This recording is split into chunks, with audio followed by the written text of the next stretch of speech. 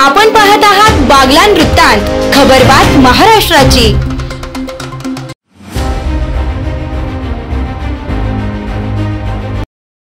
सटाणा शहरापासून अगदी हकेच्या अंतरावरती असलेल्या यशवंतनगर परिसरात रात्रीच्या वेळी बिबट्याचा मृत्यूसंचार सुरू असून वन विभागाला याची माहिती देऊनही कोणीही तिथे फिरकले नाही।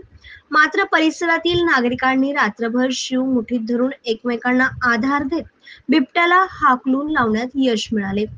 याबाबत समजलेली हकीकत अशी की सटाणा शहरापासून अगदी हकेच्या अंतरावर असलेल्या यशवंतनगर येथील एका शेतात रात्री 9 ते 9:30 वाजेच्या दरम्यान परिसरातील शेतकऱ्यांना बिबट्याचे दर्शन झाले।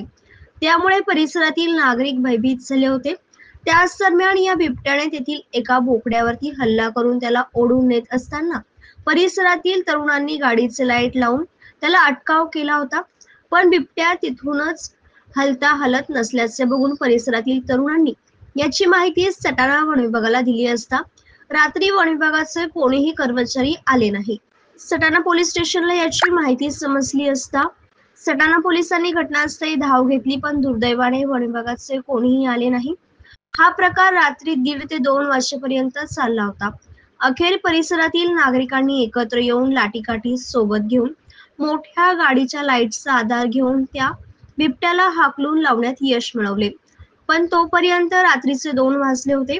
सदरची घटना तेथील काही तरुणांनी मोबाईलमध्ये कैद केली असून संबंधित घटनेचा वन विभागाचे अधिकारी यांनी पंचनामा करून नुकसान भरपाई देण्याची मागणी परिसरातील नागरिकांनी केली आहे।